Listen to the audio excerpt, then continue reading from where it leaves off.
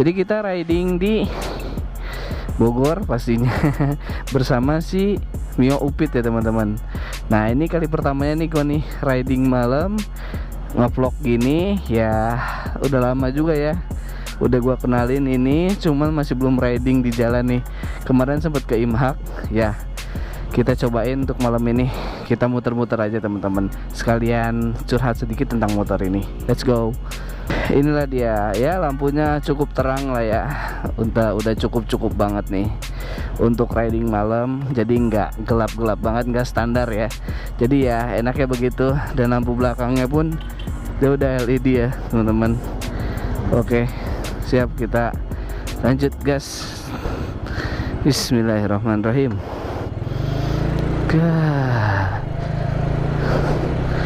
Jadi ya memang bulan November ya teman-teman, memang musimnya hujan. Jadi apalagi kota Bogor ya, kota hujan, Rain City. Jadi ini mumpung nggak hujan nih teman-teman, ini jam 8-an lah kurang lebih, habis isya nih teman-teman. Jadi ya let's go, kita riding mumpung nggak hujan nih teman-teman. Jadi sekalian bahas tentang si Upit ini ya teman-teman. Nah sebenarnya kalau kalian memang dengar bunyi ngiung ya, ini rasio gardannya ya. Gue belum belum benerin, jadi nunggu lumayan lah. Untuk ternyata repot juga kalau rasio udah kena ya, itu harus ganti semua. Jadi ya gua nunggu, ya pastinya nunggu budget gitu. Jadi ya bismillah lah. Tapi ya oke lah, masih bisa lah ya, masih aman, cuman berisik aja. Untuk keluh kesahnya ini, motor ini pas gua beli itu hampir semuanya ini harus diganti atau diservis teman-teman. Wah ini parah sih. Beli ya sedikit ketipu, orangnya nggak jujur sih teman-teman. Katanya motor oke lah segala macam, dibawa harian segala macam. Dan kalau Matic kan kita ngelihatnya kan kayak beli kucing dalam karung ya kan gitu ya, nggak bisa bongkar CVT-nya gitu. Yang penting orangnya yang punyanya sebelumnya bilang aman ya aman gitu kan. Ini ternyata harus ganti semua teman-teman, sampai puli depannya itu gua ganti satu set, sampai mangkok gardannya pun mangkok ganda sama kampas gandanya pun ganti semua. Pokoknya hampir semuanya 90% harus ganti semua. Dan apalagi sekarang kan gardanya pun begini ya, karena pas nyobain itu, karena rumahnya kan gak terlalu jalan banget ya, jadi ya pelan-pelan. Ternyata pas digeber ini motor, ternyata bunyi nih rasionya teman-teman gitu. Jadi ya semua PR udah aman, yang kalian bisa lihat di YouTube ya atau di TikTok ya. Dan teman-teman nih buat yang belum follow TikTok juga, jadi TikTok gua itu Lance Marlan, sama YouTube gua Lance Marlan, dan IG juga nih teman-teman, sepi banget nih. Jadi IG gua itu Lance Marlan juga teman-teman. Jadi semuanya nama sosial medianya semua Lance Marlan ya teman-teman gitu. Jadi untuk perkembangan untuk Mio Upit nih sekarang ini, selain si Claudia, si Jupiter MX itu, nanti gua berpikir dulu ya.